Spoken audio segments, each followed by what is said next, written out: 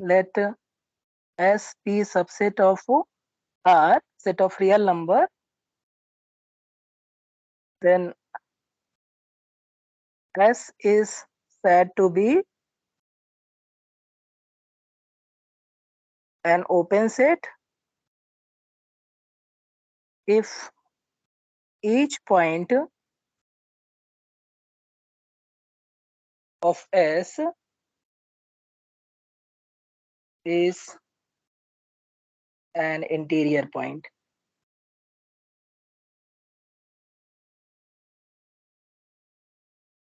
तो देख रहे हैं कि जो ओपन सेट है उसकी डेफिनेशन है इंटीरियर पॉइंट पे डिपेंड कर रही है। अगर कोई ऐसा सेट है जिसका हर एक एलिमेंट इंटीरियर पॉइंट हो जाए तो वो सेट ओपन सेट हो जाएगा। तो हमने कुछ एग्जांपल दिए थे कि कैसे सेट ओपन सेट हो सकते हैं और कैसे सेट ओपन नहीं हो सकते हैं। फॉर एग्जांपल कि कभी कोई भी काउंटेबल सेट कभी ओपन सेट नहीं हो सकता है। तो ये हमने पॉइंट आउट किया था कि accountable set, accountable subset of R cannot be an open set. कोई भी काउंटेबल सेट ओपन सेट नहीं हो सकता है except empty set. Empty set हमेशा आपका ओपन सेट रहेगा क्योंकि वो ट्रिवियली होल्ड करेगा। जो ओपन सेट की डेफिनेशन है कि उसमें सिंस कोई भी पॉइंट नहीं रहेंगे, इसकी वजह से हमें इंटीरियर पॉइंट ढूंढने की जरूरत नहीं है, या कोई भी अगर जब पॉइंट ही नहीं है तो हम उसको ये नहीं कह सकते हैं कि वो इंटीरियर होगा कि नहीं होगा। और हमने पहले भी डिस्कस किया था कि चूंकि जो फाई का इंटीरियर होता है वो फाई ही हो जाता है। ठीक है, फाई सेट है, एम्प्टी सेट है, उसमें एक भी इंटीरियर पॉइंट नहीं है। ठीक है, और चूंकि उसमें एक भी पॉइंट नहीं है तो उसमें एक भी इंटीरियर पॉइंट नहीं है, तो हमें शो करने की जरूरत नहीं है। अगर उसमें पॉइंट होते तभी हमें इंटीरियर पॉइंट शो करना रहता, लेकिन एम्प्टी सेट में कोई भी पॉइंट नहीं होते हैं तो इसका मतलब हमें इंटीरियर पॉइंट शो करने की जरूरत ही नहीं है और वो बैकवर्सली ओपन सेट हो जाएगा। और दूसरा एग्जांपल अगर हम ले उसी में कंटिन्यू करें कि अगर हम S इक्वल टू R ले लें, S इक्वल टू R, तो ये क्या हो जा रहा है, S इक्वल टू R ये ओपन सेट रहेगा। क्यों ओपन सेट रहेगा? सिंस अगर हम कोई भी पॉइंट लें, for any point C belongs to R,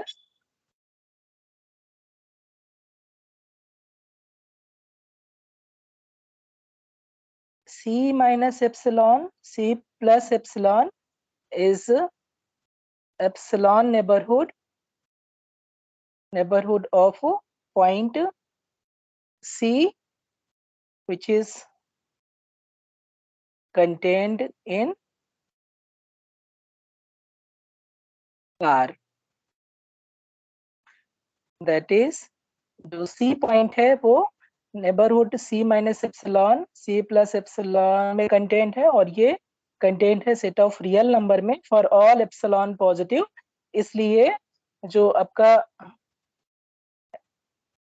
each C belongs to R is an interior point. तो हमने ये शो कर दिया कि कोई भी, हमने चूंकि आर्बिट्रेरी पॉइंट C चूज किया था, यहाँ पर रियल नंबर को कोई भी आर्बिट्रेरी पॉइंट चूज किया था, तो हमें एक नेबरहुड मिल गया जो कि R में कंटेंट है और वो पॉइंट C को कंटेन कर रहा है। इसलिए आर्बिट्रेरी पॉइंट R का हमने दिखा दिया कि इंटीरियर है, इसलिए R क्या हो जाएगा, बाय डेफिनेशन ओपन सेट हो जाएगा। Each C belongs to R is an interior point, hence by definition R is open।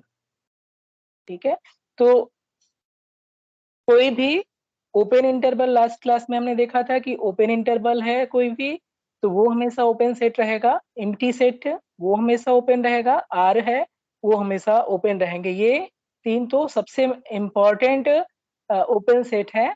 Open interval, empty set और आर, ये सबसे ज्यादा इम्पोर्टेंट ओपन सेट है सेट ऑफ रियल नंबर के। और अब हम कुछ प्रॉपर्टी पे आते हैं।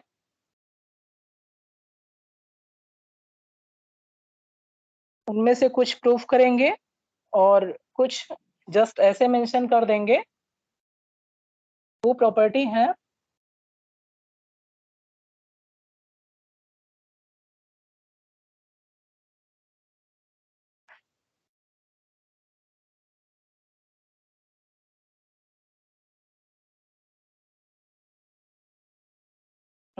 प्रॉपर्टी फर्स्ट अगर हम देखें तो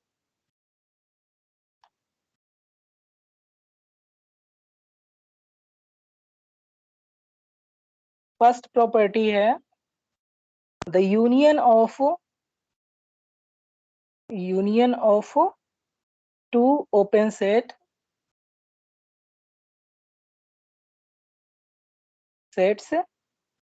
is an open set. Simple है ये। कैसे सिंपल है कि अगर मान लेते हैं कि G1 और G2 कोई दो ओपन सेट है और X कोई भी एलिमेंट है कहाँ का, G1 यूनियन G2 का। तो G1 यूनियन G2 का एलिमेंट है तो या तो फिर X G1 में होगा और X होगा G2 में। तो चूंकि G1 और G2 दोनों ओपन सेट हमने एज्यूम किए हैं, ये ओपन सेट है तो हमें दिखाना है कि इनका यूनियन भी ओपन सेट है। तो इसका कोई हमने आर्बिट्रेरी पॉइंट X चूज किया तो इसको हमें दिखाना है कि ये इंटीरियर पॉइंट हो। तो अगर X ये G1 यूनियन G2 में है तो X इधर G1 में होगा और या तो G2 में होगा, और G1 G2 दोनों क्या है, ओपन सेट है। तो इसलिए अगर ये G1 में है तो there exist a neighbourhood N1 epsilon neighbourhood जो कि X को कंटेन करेगा और G1 में होगा, और या तो फिर एक G2 में एक एप्सिलॉन नेबरहुड मिलेगा X का जो X को कंटेन करेगा और G2 में होगा। इन बोथ केस अगर ये होल्ड कर रहा है तो इसका क्या मीनिंग हो जाएगा, in both cases Ni X epsilon ये किसमें कंटेंट हो जाएगा, G1 यूनियन G2 में। चाहे तो ये केस हो फर्स्ट केस और चाहे तो सेकेंड केस हो, दोनों केस के लिए Ni i इक्वल टू 1 2 दोनों के लिए, चाहे N1 में कंटेन हो X, चाहे ये नेबरहुड मिले और चाहे ये नेबरहुड मिले, अगर G1 में है या G2 में है तो उनके यूनियन में भी रहेगा। इसलिए कोई भी पॉइंट था X उसके करस्पॉन्डिंग एक हमने नेबरहुड जोड़ दिया जो G1 यूनियन G2 में कंटेंट है। इसलिए बाय डेफिनेशन हर एक पॉइंट आपका इंटीरियर पॉइंट हो जाएगा और इसलिए X is an interior point. और ये इंटीरियर पॉइंट हो गया, चूंकि आर्बिट्रेरी है इसलिए G1 union G2 open set हो जाएगा। Hence G1 union G2 is an open set. तो ऐसे ही हम इसी चीज को फाइनाइटली मैनी के लिए भी कह सकते हैं। इनफैक्ट इसको हम और जनरलाइज कर सकते हैं। वो जनरलाइजेशन का केस ये है कि द यूनियन ऑफ आर्बिट्रेरी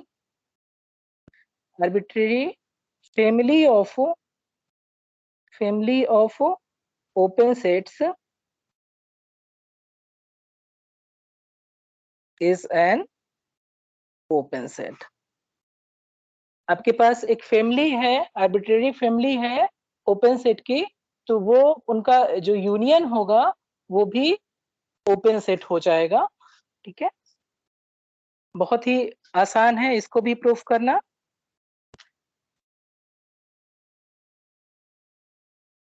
कैसे प्रूफ कर सकते हैं, सिंपली इसको भी हम प्रूफ कर सकते हैं कि एज द रिजल्ट ये सारे जो भी यहाँ पर लिस्ट आउट करेंगे वो सारे इंपॉर्टेंट है। इनका प्रूफ इतना ज्यादा इंपॉर्टेंट नहीं है जितना ज्यादा रिजल्ट इंपॉर्टेंट है।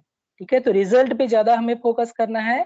प्रूफ तो ऐसे है कि आप चाहें तो उसमें आप इंटरेस्ट लें या चाहें तो ना लें, लेकिन रिजल्ट में आपको इंटरेस्ट लेना ही पड़ेगा, क्योंकि रिजल्ट का यूज हम कहीं पर भी जैसी जरूरत रहती है वैसे हम कर सकते हैं। तो इसका प्रूफ बहुत आसान है। अगर हम मान लें कि late G alpha belongs to some index set delta be the family of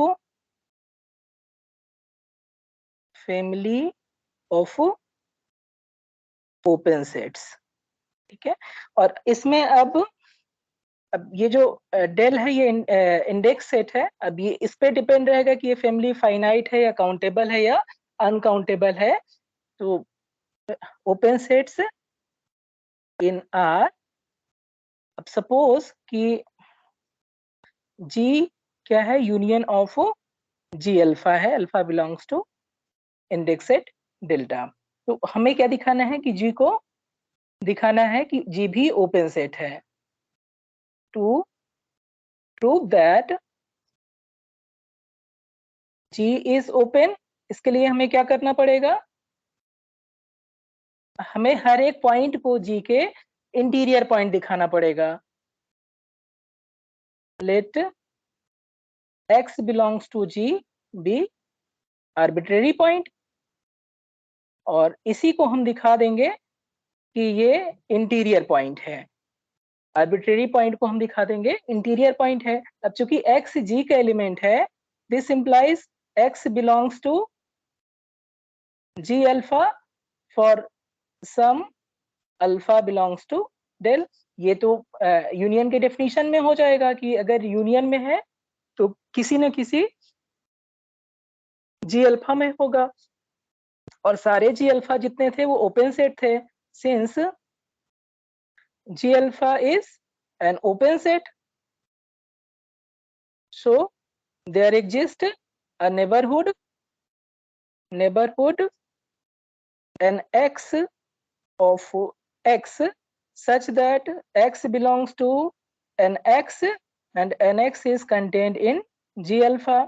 और अगर ये G alpha में कंटेंट है तो यूनियन में भी कंटेंट होगा, union alpha belongs to delta G alpha, इसमें भी कंटेंट होगा। और ये किसके बराबर है, ये G के बराबर है।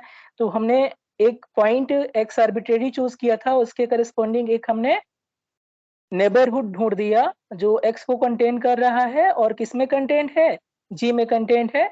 इसलिए G क्या हो जाएगा, G इज ओपन सेट, ठीक है, ओपन सेट हो जाएगा, और ये रिजल्ट हमारा प्रूफ हो जाएगा।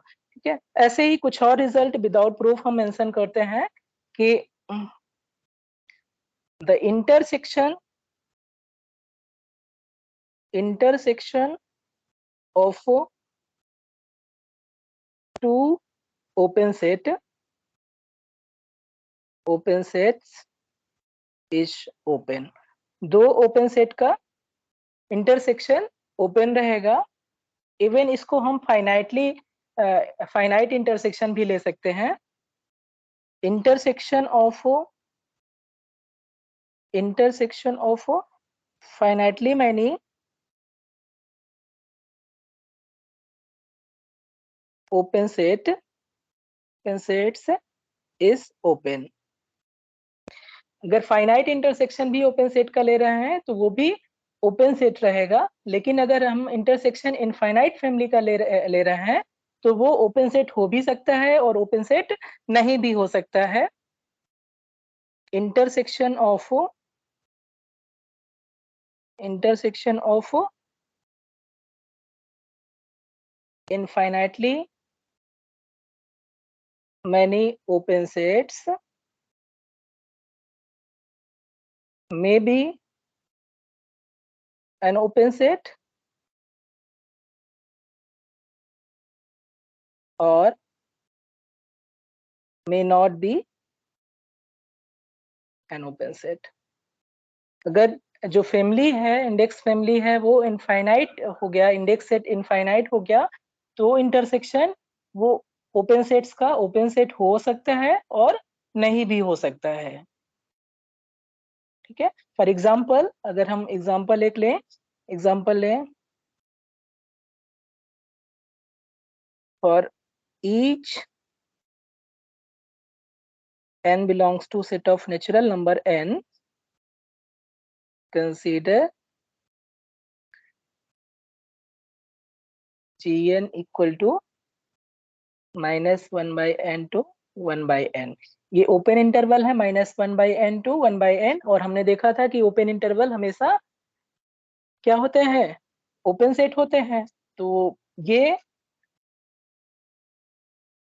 ओपन सेट है, और अगर हम इंटरसेक्शन लें सारे gn का, n belongs to set of natural number, तो ये कितना हो जाएगा, ये एक्चुअली सिंगलटन 0 हो जाएगा, और ये क्या है, नॉट एन ओपन सेट। तो इनफाइनाइट फैमिली का जो इंटरसेक्शन है वो क्या हो रहा है, ये एक्चुअली सिंगलटन सेट है। तो ये अभी हम आगे डिस्कस करेंगे क्लोज सेट को, तो ये एक्चुअली में एक क्लोज सेट है, ये ओपन सेट नहीं है। कभी भी हमने अभी मेंशन किया था कि कभी भी कोई भी काउंटेबल सेट, कभी भी नॉन एम्प्टी अगर काउंटेबल सेट है तो कभी भी ओपन सेट नहीं हो सकता है। तो ये सिंगलटन 0 हो रहा है, तो ये कभी भी ओपन सेट नहीं हो सकता है। तो एक एग्जांपल हमने देखा कि यहाँ पर इनफाइनाइट फैमिली का intersection, infinite family of open sets का इंटरसेक्शन ले रहे हैं, तो ये क्या मिल रहा है, हमें एक सेट मिल रहा है जो कि ओपन नहीं है। और दूसरा अगर हम एग्जांपल लें,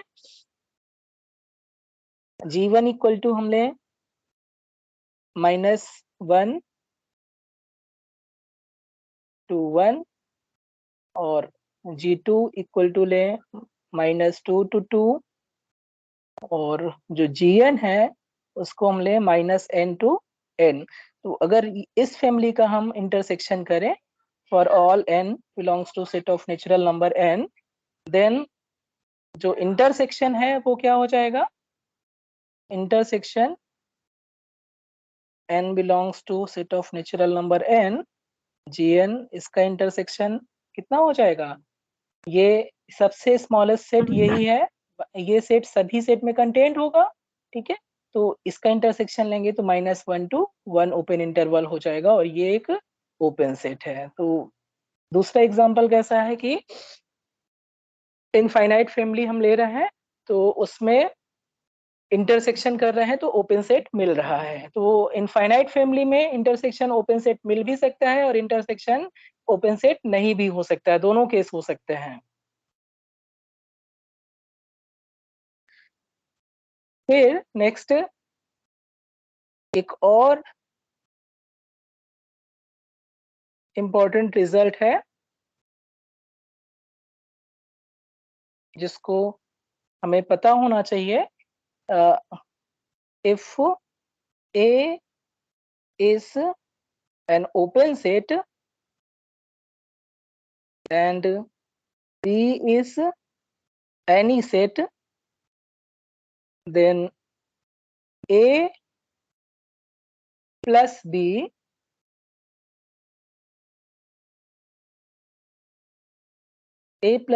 कैसे डिफाइन होगा, A plus B says that A belongs to set A and B belongs to set B। ये डिफाइंड है, इसको बोलते हैं sum of sets A and B। तो इनमें से कोई भी अगर एक ओपन है, फॉर एग्जांपल हमने यहाँ पर जो लिया है सेट A को हमने ओपन सेट माना है, अगर यहाँ पर B को ओपन सेट मान लेते तब भी ये रिजल्ट होता है। कोई भी अगर A और B में से कोई भी अगर एक ओपन है तो उनका जो सम होगा वो ऑलवेज एक ओपन सेट रहेगा, is always an open set in R। यहाँ पर open set A is open set of R है and B is any set of R, दोनों R के सबसेट हैं, एक उनमें से ओपन है, तो उनका जो सम होगा वो हमेशा एक ओपन सेट रहेगा। इनफैक्ट R के केस में हम A प्लस B को एक्चुअली में लिख सकते हैं, कैसे लिख सकते हैं, A plus union of B belongs to set B, A plus B। A plus B ये जो सेट है sum of A plus B, actually इसको हम इस टाइप से भी लिख सकते हैं, ठीक है, union of B belongs to set B of A plus B. तो ये जो ए प्लस बी है ये एक्चुअली में ट्रांसलेशन है सेट ए का, और ए अगर ओपन है तो ए प्लस बी भी ओपन रहेगा, तो इसलिए ए प्लस बी ओपन है और ये जस्ट हो जाएगा arbitrary union of open set, इसकी वजह से ये ओपन हो जाएगा। तो ये कुछ रिजल्ट थे ओपन सेट के, ओपन सेट पे बेस्ड। अब हम और आगे थोड़ा सा बढ़ते हैं।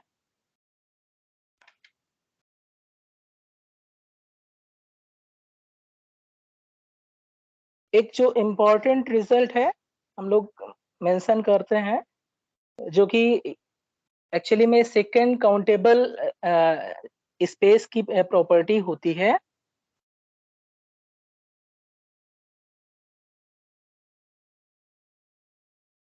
ओके, उससे पहले हम कुछ और पॉइंट डिस्कस करते हैं। ये एक रिजल्ट है जो कि काफी यूजफुल है कि let S be a subset of R, then interior of S is an open set।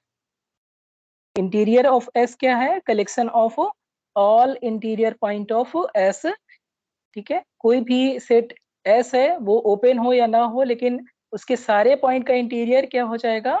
सारे पॉइंट, इंटीरियर पॉइंट का कलेक्शन हमेशा एक ओपन सेट रहेगा, ठीक है।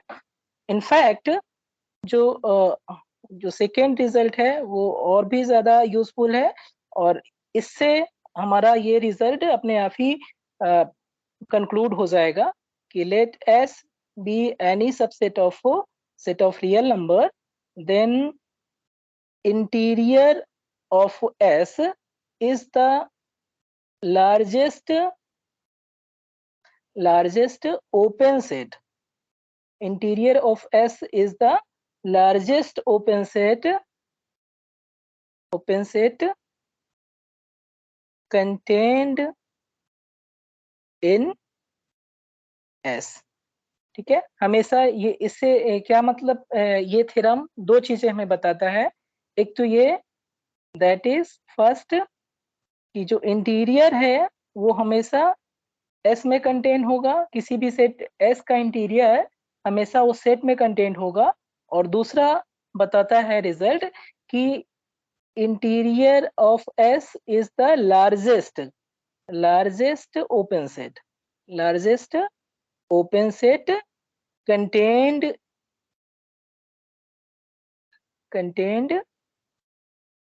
in S।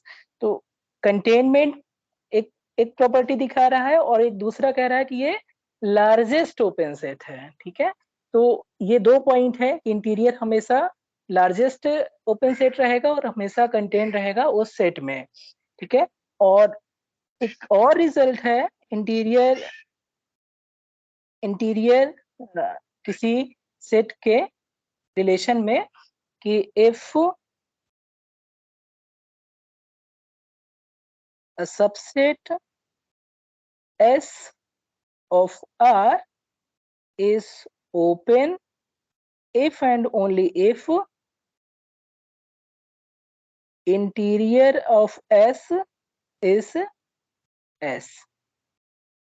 अगर किसी सेट को हमें, ये बहुत ही यूजफुल रिजल्ट है, इससे हमें क्या पता चलेगा कि कोई सेट को अगर हमें ओपन दिखाना हो तो जस्ट हमें क्या दिखाना होगा कि उसका जो इंटीरियर पॉइंट का कलेक्शन है वो सेट एस के बराबर है, ठीक है। कोई भी सेट ओपन होगा if and only if interior of S किसके इक्वल हो जाए? एस के इक्वल हो जाए। यहाँ से एक चीज क्लियर है, क्योंकि जस्ट पहले हमने देखा है, इससे प्रीवियस जो रिजल्ट है यहाँ पर, कि interior of S open set होगा। तो अगर हमें ये देखना हो कि वन में कैसे हो जाएगा ओपन, अगर सेट एस ओपन है, एस इज ओपन, तो ये अपने आप ही एस ओपन सेट है, तो इंटीरियर एस के सारे पॉइंट क्या हो जाएंगे? इंटीरियर पॉइंट हो जाएंगे। This implies interior of S equal to S हो जाएगा, क्योंकि एस अगर ओपन सेट है तो ओपन सेट की डेफिनेशन ही होती है कि उसके सारे पॉइंट इंटीरियर पॉइंट हो जाएंगे। तो ये अपने आप ही ये कंक्लूजन होल्ड कर जाएगा। और अगर if interior of S equal to S हो जाएगा, तो जो अभी हमने ये फर्स्ट रिजल्ट मेंशन किया है यहाँ से कि कोई भी सेट एस है तो इंटीरियर ऑफ एस हमेशा क्या हो जाएगा, ओपन सेट रहेगा। यहाँ से क्या हो जाएगा, इंटीरियर ऑफ एस चूंकि एस के बराबर है, इससे हमें किसी सेट को कैसे ओपन सेट दिखा सकते हैं ये पता चलेगा। If G is any open set in R, then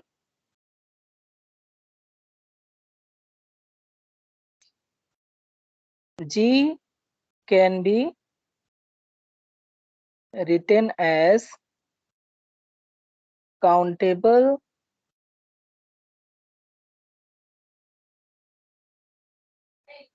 union of disjoint open intervals।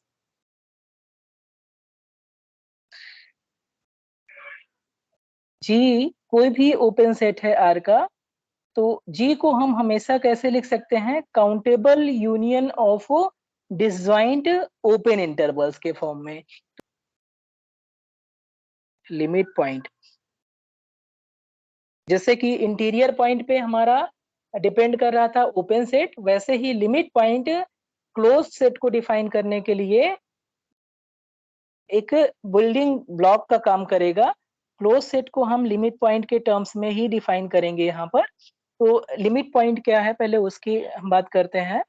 Late S be a subset of R. एक चीज और यहाँ पर मैं मेंशन कर दूं कि यहाँ पर हम रियल एनालिसिस पढ़ रहे हैं, तो सारी चीजें definition set of real number के करस्पॉन्डिंग है। और जो टोपोलॉजी जानते हैं तो ये सारी थ्योरी को करस्पॉन्डिंगली हम कर सकते हैं एक्सटेंड किसी भी टोपोलॉजिकल स्पेस में। ठीक है, तो ये इसको लिंक करके आप जनरल टोपोलॉजिकल स्पेस में भी डिफाइन कर सकते हैं लिमिट पॉइंट सेम वे में। तो यहाँ पर सपोज कि एस कोई भी सबसेट है आर का, a point P in R is said to be a limit point। Limit point का बहुत सारा नाम है, लिमिट पॉइंट और एक्यूमुलेशन पॉइंट भी बोलते हैं। एक्यूमुलेशन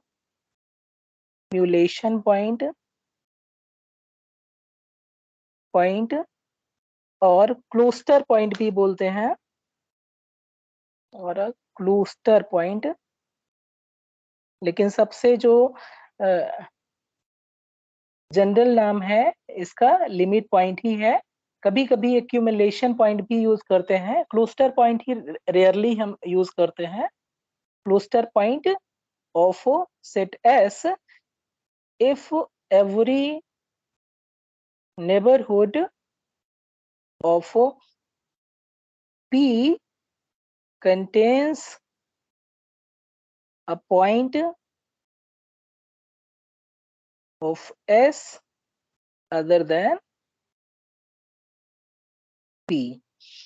ठीक है, तो लिमिट पॉइंट की डेफिनेशन क्या है कि कोई भी सेट है एस कोई भी सेट है तो हमेशा एक्चुअली में लिमिट पॉइंट हमेशा सेट का डिफाइन करेंगे।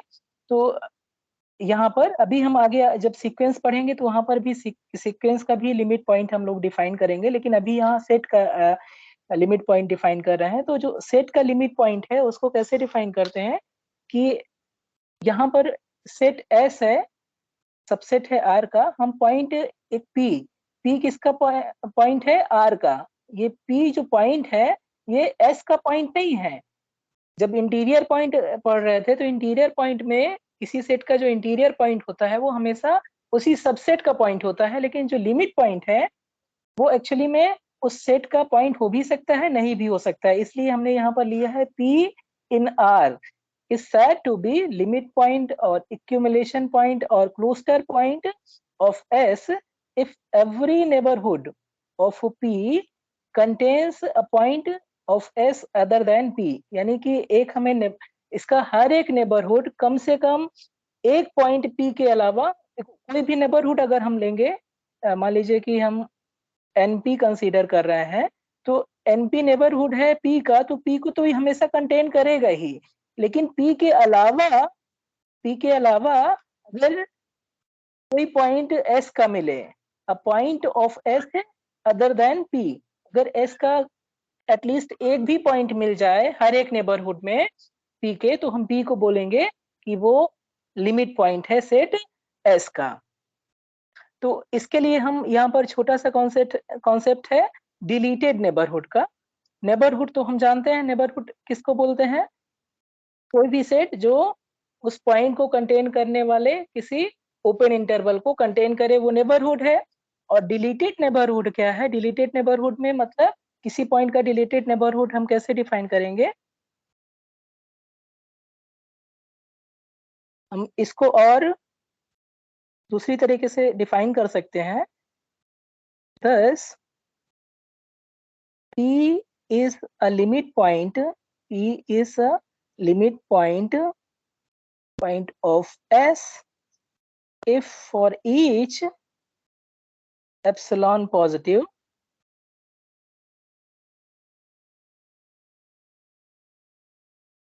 NP एप्सिलॉन, ये क्या है? नेबरहुड है, एप्सिलॉन नेबरहुड है P का, और माइनस हमने सिंगलटन P कर दिया, मीन्स कि हमने जो नेबरहुड था उससे P को हमने हटा लिया और इससे एक सेट बनाया। P को हटाने के बाद, P को रिमूव करने के बाद, और उसका इंटरसेक्शन हम S से करें तो ये नॉन एम्प्टी आए। ठीक है, मीन्स कि जो ये नेबरहुड है उसमें P के अलावा सेट S का कम से कम एक एलिमेंट जरूर होना चाहिए।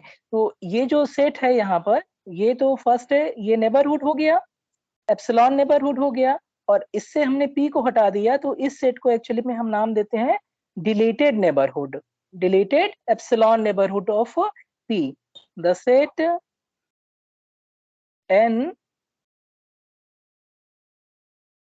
P epsilon minus singleton P is called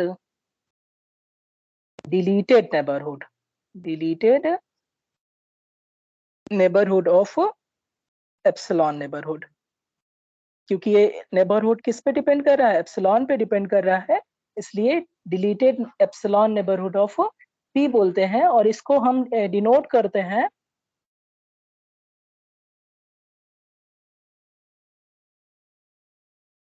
and it is denoted by N dash P epsilon. जो NP एप्सिलॉन था उसमें हमने डैश लगा दिया, तो इसका मतलब है ये डिलीटेड नेबरहुड है, मीन्स कि P को हमने रिमूव कर दिया है। तो N dash P एप्सिलॉन ये एक्चुअली क्या है? नेबरहुड से, एप्सिलॉन नेबरहुड से हमने सिंगलटन P को रिमूव कर दिया है, तो इसको हम N dash P एप्सिलॉन नाम देंगे। और also if NP is neighborhood of P, then NP, ये जस्ट नोटेशन है जो हम लोग आगे यूज करेंगे। NP minus P is deleted neighborhood of P, which is denoted by, इसको हम डिनोट करेंगे N dash P से। ठीक है, तो ये जस्ट नोटेशन है जिसको हमें आगे जब तक हम लिमिट पॉइंट पढ़ रहे हैं तब तक हमें याद रखने की जरूरत है।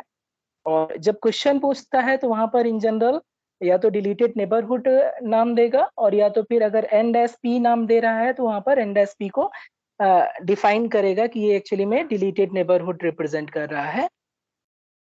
तो एक चीज तो क्लियर है डेफिनेशन से, नोट अ पॉइंट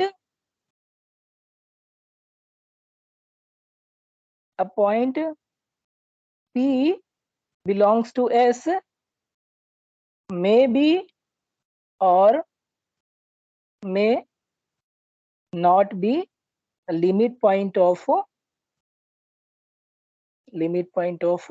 S। कोई भी पॉइंट सेट S में है तो वो जरूरी नहीं है कि वो लिमिट पॉइंट हो सेट S का, ठीक है। अगर लिमिट पॉइंट है तो जो लिमिट पॉइंट की डेफिनेशन है उसको फुलफिल करना पड़ेगा, और ऐसे पॉइंट जो लिमिट पॉइंट की डेफिनेशन को फुलफिल कर रहे हैं वो लिमिट पॉइंट कहलाएंगे उस सेट के, ठीक है। तो डेफिनेशन से ही लिमिट पॉइंट के ये आ रहा है कि कोई भी पॉइंट एस का जरूरी नहीं है कि वो लिमिट पॉइंट हो। A point P belongs to S may be और may not be a limit point of S. तो ये इन जनरल ट्रू नहीं है कि अगर कोई भी सेट दे दे और उसका एक पॉइंट दे दे तो हमेशा उस सेट का लिमिट पॉइंट हो, ये जरूरी नहीं है। In fact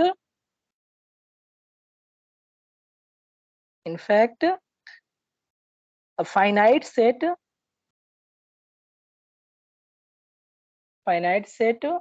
of R has no limit point।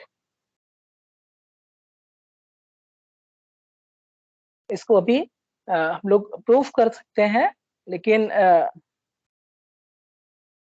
Okay चलिए देखते हैं कैसे ये होगा।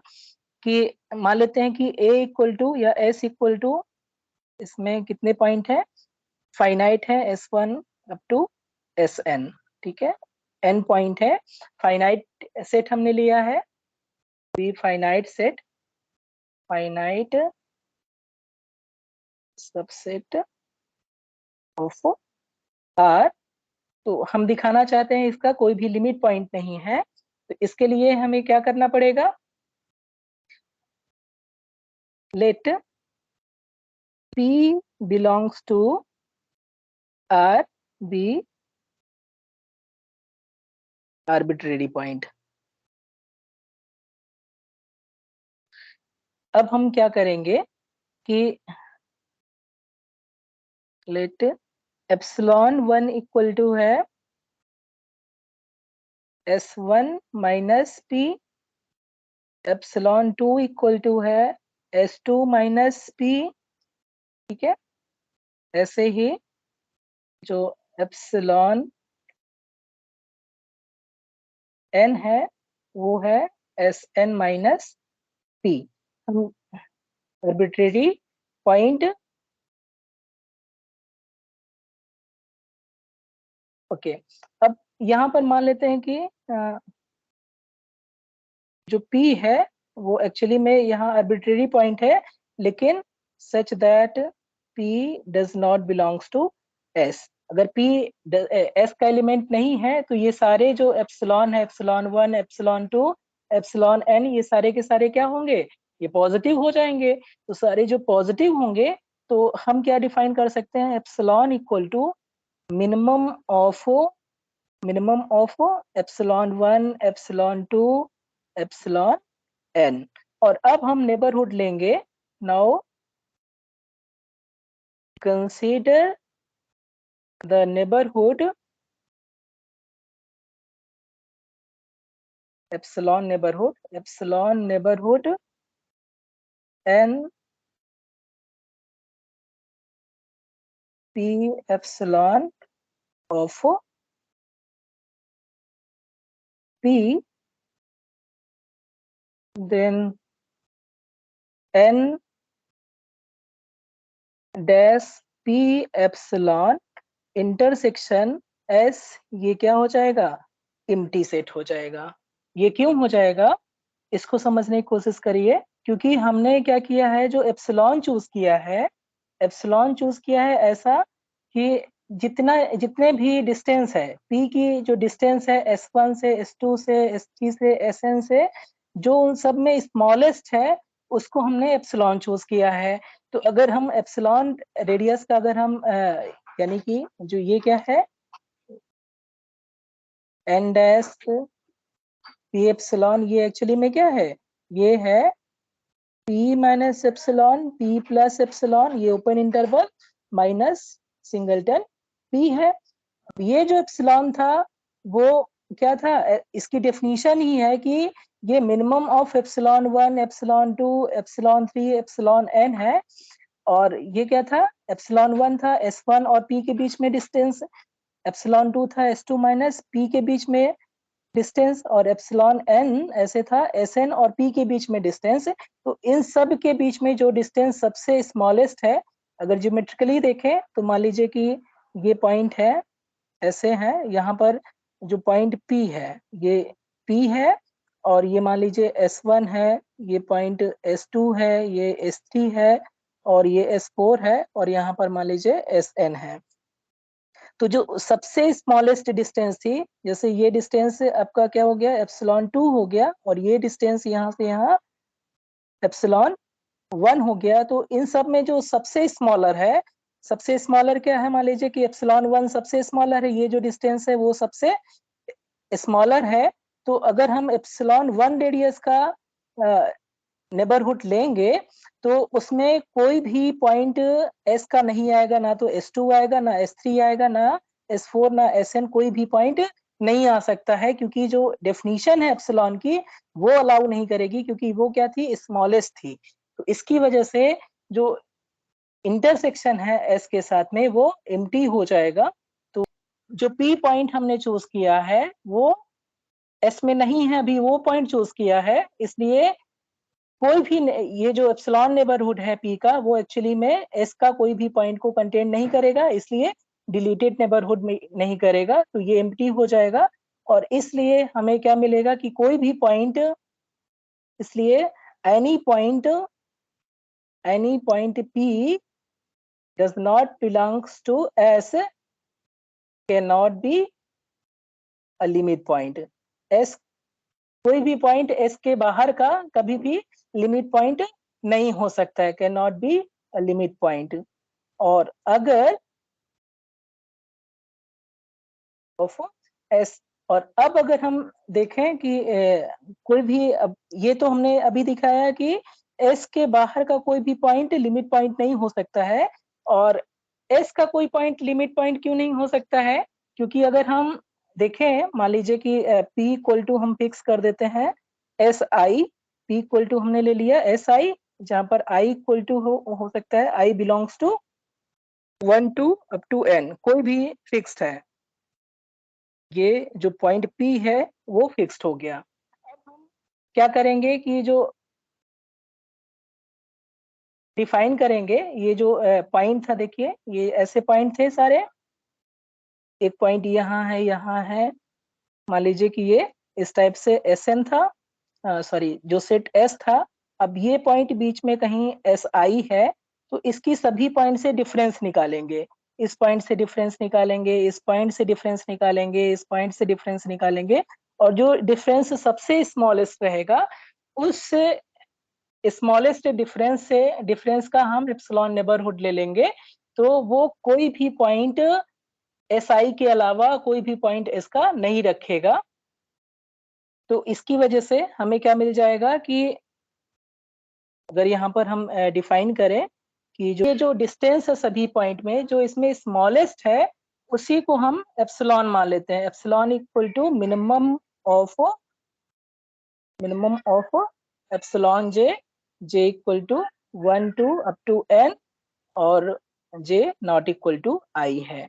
तो अब हम क्या करेंगे कि इस जो SI पॉइंट था उसका हम नेबरहुड कंसीडर करेंगे, SI एप्सिलॉन, और इसका अगर हम इंटरसेक्शन करेंगे S के साथ में, तो चूंकि ये जो एप्सिलॉन है वो सभी पॉइंट में जो डिस्टेंस है, सभी पॉइंट के बीच में जो डिस्टेंस है SI की डिस्टेंस सभी रिमेनिंग पॉइंट से जितनी भी है उन सब में जो स्मॉलेस्ट है वो आपका एप्सिलॉन है, इसलिए इसका इंटरसेक्शन S के साथ में करेंगे तो ये आएगा सिर्फ और सिर्फ सिंगलटन SI आएगा। और जब हम डिलीटेड नेबरहुड ले लेंगे SI एप्सिलॉन, ये यहाँ पर हमने डिलीटेड नेबरहुड ले लिया, और उसका इंटरसेक्शन S के साथ में करेंगे तो वो क्या हो जाएगा, एम्प्टी हो जाएगा। इसलिए S का कोई भी पॉइंट, फाइनाइट सेट का कोई भी पॉइंट कभी भी लिमिट पॉइंट नहीं हो सकता है, ना तो सेट S का, ना तो सेट S के बाहर का। लिए for example S equal to 1 और 2 है, 2 एलिमेंट सेट है, तो ये आसानी से आपको समझ में आ जाएगा। तो अगर यहाँ पर देखें तो कोई भी पॉइंट ले, मान लीजिए कि P है, P नॉट इक्वल टू 1 है और P नॉट इक्वल टू 2 है, यानी कि S के बाहर का कोई भी एलिमेंट है, तो हम क्या कर सकते हैं, epsilon equal to minimum of क्या लेंगे, P माइनस 1 लें और P माइनस 2 लें। इनमें जो स्मॉलर है वो अपने स्मॉल एप्सिलॉन चूज कर लिया, और अगर नेबरहुड हम ले P का, एप्सिलॉन नेबरहुड लेंगे, तो ये क्या होगा, इसका इंटरसेक्शन S के साथ में करेंगे तो ये हमेशा एम्प्टी रहेगा। कैसे, जैसे यहाँ पर 2 पॉइंट है, एक 1 है, यहाँ पर 2 है, ये 1 है और ये 2 है, और P पॉइंट कहीं पर भी हो सकता है, मान लीजिए कि ये पॉइंट P है, तो P माइनस 1 का ये नेबरहुड हो गया, यानी कि ये एप्सिलॉन 1 हो गया, और P माइनस 2 का जो न्यूमेरिकल वैल्यू है, ये आपकी जो डिस्टेंस है P और 2 के बीच में, ये एप्सिलॉन 2 हो गई। तो जो यहाँ पर मिनिमम हो जाएगा, मिनिमम ऑफ एप्सिलॉन 1 और एप्सिलॉन 2, ये एक्चुअली में किसके बराबर हो जाएगा, ये एप्सिलॉन 1 के बराबर हो जाएगा, और यही हमारा एप्सिलॉन का काम करेगा। यानी कि P को सेंटर मान के अगर हम एप्सिलॉन नेबरहुड कंसीडर करें, तो वो क्या आएगा, वो आएगा जस्ट ये, ठीक है। और इनमें से सिर्फ क्या है, इसमें कोई भी कॉमन नहीं हो सकता है, क्योंकि ओपन इंटरवल है, इसलिए 1 भी नहीं आएगा, ठीक है। तो हमें क्या मिल जाएगा कि जो नेबरहुड है P का नेबरहुड है, उसका इंटरसेक्शन S के साथ में करेंगे, तो ना तो 1 आएगा और ना ही 2 आएगा, क्योंकि हमने एप्सिलॉन ऐसा चूज ही किया है। ये लेंथ P और 1 के बीच में, इस P और 1 के बीच में एप्सिलॉन 1 थी, और P और 2 के बीच में एप्सिलॉन 2 थी, और स्मॉलेस्ट क्या है, P और 1 के बीच में, और उसी को हमने चूज कर लिया है, एप्सिलॉन चूज कर लिया है। तो अब हम जो एप्सिलॉन नेबरहुड कंसीडर करेंगे, तो वो ये आएगा, ये इंटरवल आएगा, और उसमें 1 नहीं रहेगा, इसकी वजह से इंटरसेक्शन S के साथ में करेंगे तो हमेशा एम्प्टी आ जाएगा। और ऐसे ही अगर 1 लेंगे, ये पॉइंट है, ये पॉइंट है, ये 1 है और ये 2 है, अगर 1 कंसीडर कर रहे हैं, तो ऑब्वियसली 1 और 2 के बीच में डिस्टेंस कितना है, एप्सिलॉन इक्वल टू अगर 1 माइनस 2 करेंगे तो ये 1 आएगा।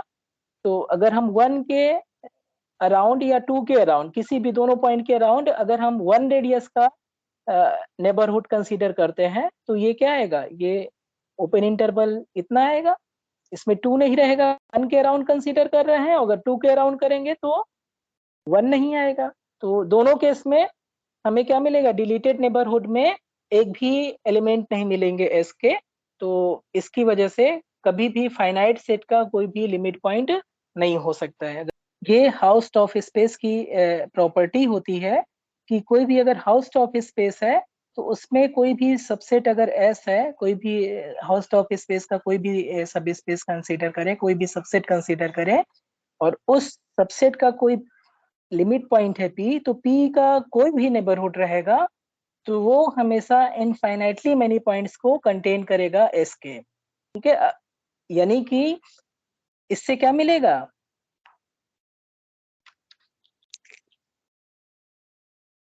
दिस implies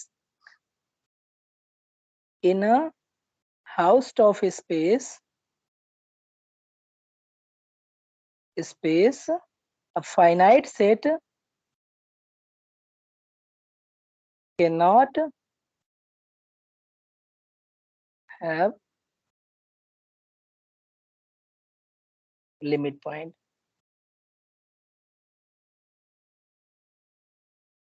कभी भी हाउस ऑफ स्पेस में कोई भी फाइनाइट सेट रहेगा, तो उसके पास लिमिट पॉइंट नहीं हो सकते हैं, क्योंकि फाइनाइट सेट है, तो कोई भी नेबरहुड लेंगे तो ज्यादा से ज्यादा उसमें कितने एलिमेंट आ सकते हैं, ज्यादा से ज्यादा फाइनाइट एलिमेंट आ सकते हैं। और ये जो रिजल्ट है, ये क्या कह रहा है कि कोई भी नेबरहुड रहेगा, वो हमेशा infinitely many points of S को कंटेन करेगा। तो ये तभी हो सकता है जब सेट क्या हो जाए, इनफाइनाइट हो जाए। तो कभी भी finite set house of space में लिमिट पॉइंट नहीं रखेगा, ठीक है। और चूंकि मीट्रिक स्पेस हमेशा हाउस ऑफ स्पेस होती है, तो ये जो रिजल्ट है वो हमेशा मीट्रिक स्पेस के लिए भी होल्ड करेगा, और जो सेट ऑफ रियल नंबर है वो भी एक्चुअली में मीट्रिक स्पेस है, तो उसके लिए भी ये होल्ड करेगा।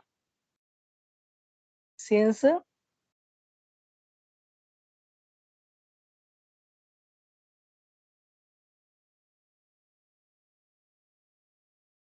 metric space implies T2 space and R is metric space, therefore above result are also true for R। ठीक है, यानी कि सेट ऑफ रियल नंबर में भी ऐसे ही होगा कि फाइनाइट अगर सेट है तो कभी भी उसका कोई भी लिमिट पॉइंट नहीं हो सकता है। आइसोलेटेड पॉइंट, आइसोलेटेड पॉइंट ये भी बहुत ही यूजफुल कॉन्सेप्ट है आइसोलेटेड पॉइंट का। Let S be a subset of R, a point in S is said to be isolated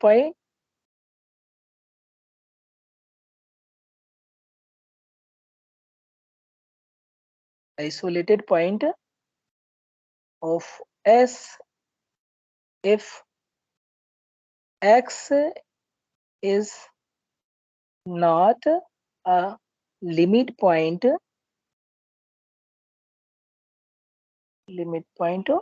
of S। मतलब कि कोई भी पॉइंट है, अ पॉइंट इन एस, अब यहाँ पर देखिए अ पॉइंट इन एस कह रहा है, यानी कि एस के पॉइंट को किसी सेट में है तो आइसोलेटेड पॉइंट उसी सेट का एलिमेंट होगा, और लिमिट पॉइंट उस सेट का एलिमेंट हो भी सकता है और नहीं भी हो सकता है। तो हम क्या बोलेंगे कि a point in S is said to be an isolated point, यानी कि आइसोलेटेड पॉइंट हमेशा उसी सेट का मेंबर होगा। अगर वो क्या हो, लिमिट पॉइंट नहीं है तो क्या होगा, वो आइसोलेटेड पॉइंट होगा। ठीक है, यानी कि कोई सेट है,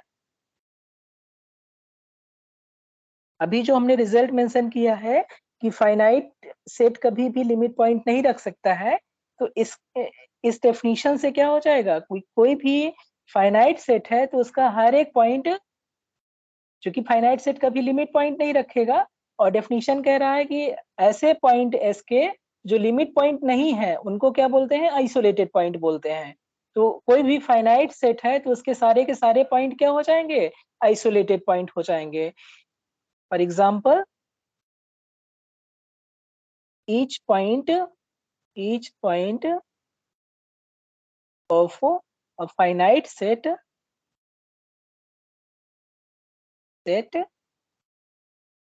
is isolated point।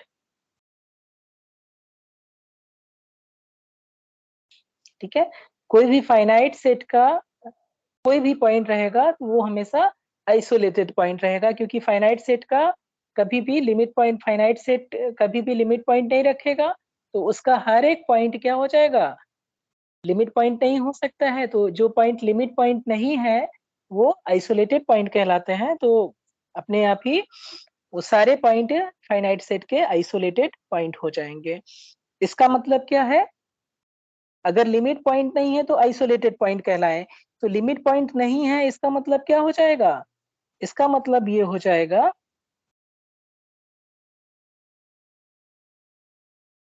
दस, अगर हमें किसी पॉइंट को आइसोलेटेड पॉइंट दिखाना हो तो क्या हो जाएगा, दस x belongs to S is an isolated point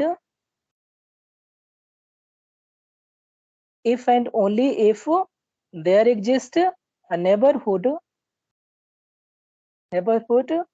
of x, neighborhood an x of x such that an x minus x यानी कि डिलीटेड नेबरहुड इंटरसेक्शन s करें तो ये क्या हो जाए, एम्प्टी सेट हो जाए।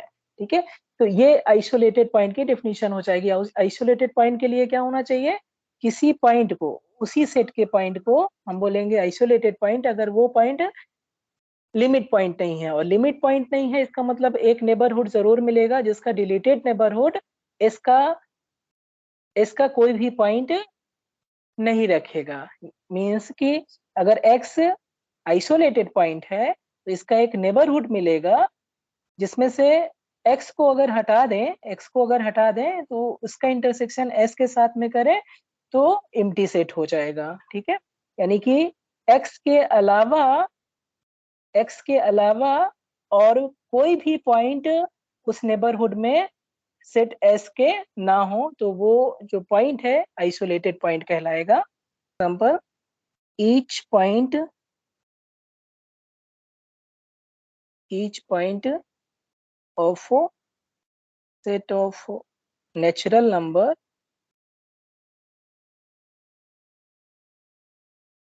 बस is isolated point। कैसे, सेट ऑफ नेचुरल नंबर आपका n है 1 2 3, ठीक है, अगर हम यहाँ पर कोई भी पॉइंट लें और any n belongs to set of natural number n, choose epsilon equal to 1 by 2, then epsilon neighborhood of n,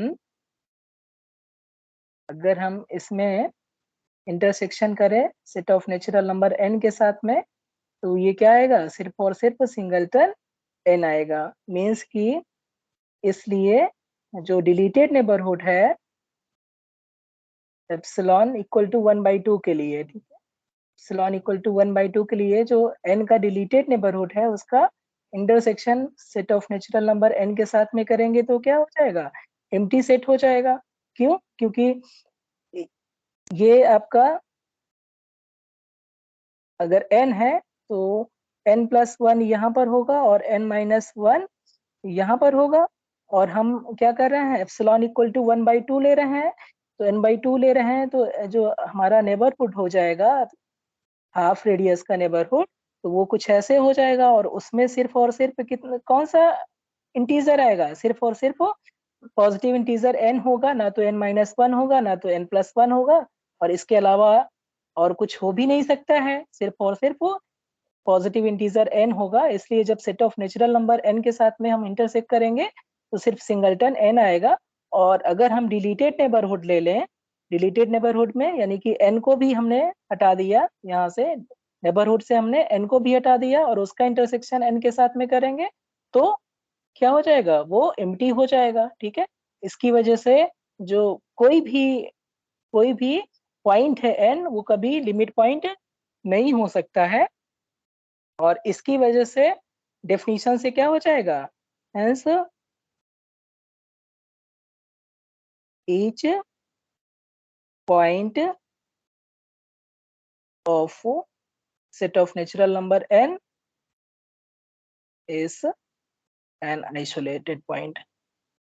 तो ये हमारा हो गया आइसोलेटेड पॉइंट। और सिमिलरली हम प्रूव कर सकते हैं कि सेट ऑफ जो इंटीजर है, सिमिलरली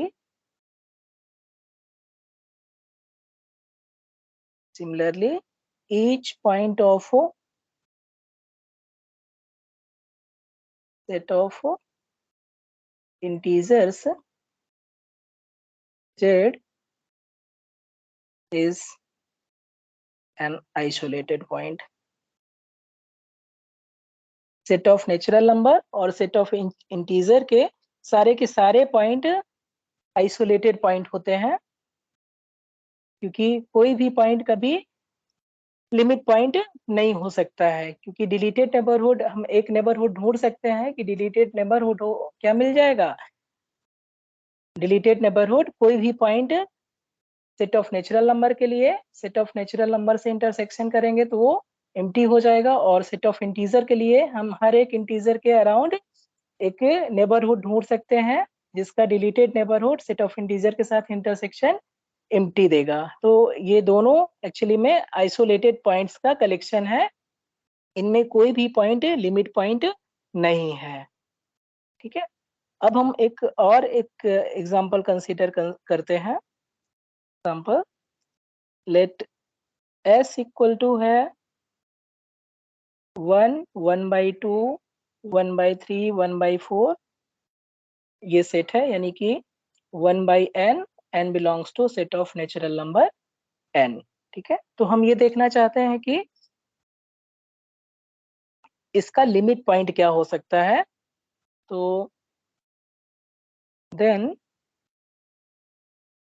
0 is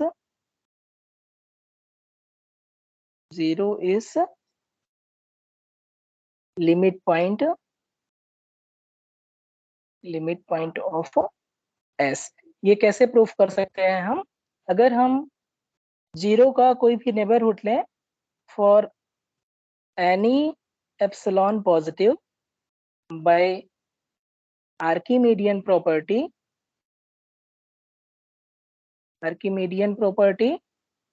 क्या मिल जाएगा हमें? चूंकि for any epsilon by Archimedean property there exist n belongs to set of natural number n such that 0 is less than 1/n and 1/n is less than epsilon। तो अगर हम, इसका मतलब क्या हो जाएगा कि कोई भी आपका जो k हो greater than equal to n होगा, तो 1/k किसमें, 1/ जो k है वो लाई करेगा इस इंटरवल में माइनस एप्सिलॉन से प्लस एप्सिलॉन। और ये क्या है? नेबरहुड है किसका? एप्सिलॉन नेबरहुड है 0 का। ठीक है, तो n है, कोई भी k है ग्रेटर देन n है तो हमेशा 1/k किस में लाई करेगा? माइनस एप्सिलॉन से एप्सिलॉन के बीच में लाई करेगा। और ये आर्बिट्रेरी, ये क्या है? आर्बिट्रेरी नेबरहुड है, एप्सिलॉन नेबरहुड है 0 का। इसके लिए ये क्या हो जाएगा कि जो 0 है, इसलिए minus epsilon two plus epsilon contains infinitely many points of s for all epsilon positive। Hence जो 0 है वो लिमिट पॉइंट हो जाएगा। Hence 0 is limit point of s हो जाएगा। ठीक है, तो ये डेफिनेशन से हो रहा है कि 0 लिमिट पॉइंट हो जाएगा s। सेट कंसीडर करें, let s equal to q लें। तो s इक्वल टू q लेंगे तो क्या हो जाएगा? For any p belongs to r and epsilon positive, हमें पता है कि कोई भी इंटरवल होता है वो हमेशा रेशनल नंबर को कंटेन करता है। तो कोई भी पॉइंट p अगर हम रियल नंबर का ले रहे हैं और एप्सिलॉन पॉजिटिव ले रहे हैं, तो अगर हम नेबरहुड कंसीडर करें p का, एप्सिलॉन नेबरहुड कंसीडर करें, ठीक है, तो और इसका इंटरसेक्शन करें q के साथ में, तो हमें पता है कि कोई भी एप्सिलॉन नेबरहुड किसी भी पॉइंट का हमेशा इनफाइनाइटली मैनी रेशनल नंबर और infinitely many irrational number contain करता है। तो ये कभी भी, अगर हम डिलीटेड नेबरहुड भी ले लें, है ना, deleted epsilon neighbourhood of p ले लें, तब भी ये कभी एम्प्टी नहीं हो सकता है। इसकी वजह से हर एक रियल नंबर सेट q का लिमिट पॉइंट हो जाएगा। Means that is each real number is limit point of q। ऐसे ही अगर हम set S equal to Q complement ले लें, सेट ऑफ इरेशनल नंबर, तो उसके भी जो लिमिट पॉइंट है वो पूरा का पूरा R हो जाएगा, set of irrational number. Then each, जैसे यहाँ पर हमने प्रूफ किया कि कोई भी पॉइंट कंसीडर करेंगे और उसका एप्सिलॉन नेबरहुड लेंगे, तो हमेशा वो इनफाइनाइटली मैनी रेशनल और infinitely many irrational number contain करेगा, तो कभी भी डिलीटेड नेबरहुड कम से कम एक पॉइंट तो कंसीडर करेगा ही। Then each point, each P belongs to R is a limit point of S, since for any epsilon positive deleted neighborhood of P epsilon intersection S या S यानी कि Q complement करेंगे, तो ये कभी भी एम्प्टी नहीं हो सकता है, क्योंकि ओपन इंटरवल हमेशा इनफाइनाइटली मैनी रेशनल नंबर और infinitely many irrational number contain करता है। तो ये कोई भी डिलीटेड नेबरहुड हम एप्सिलॉन रेडियस का लेंगे P के अराउंड, तो उसका इंटरसेक्शन Q कॉम्प्लीमेंट के साथ में करेंगे तो कभी भी एम्प्टी सेट नहीं हो सकता है। इसकी वजह से हर एक पॉइंट, ईच पॉइंट यानी कि हर एक रियल नंबर सेट Q का और सेट Q कॉम्प्लीमेंट का यानी कि रेशनल नंबर और इरेशनल नंबर का जो लिमिट पॉइंट है वो पूरा का पूरा R हो जाएगा। Collection of all limit points of a set S is called derived set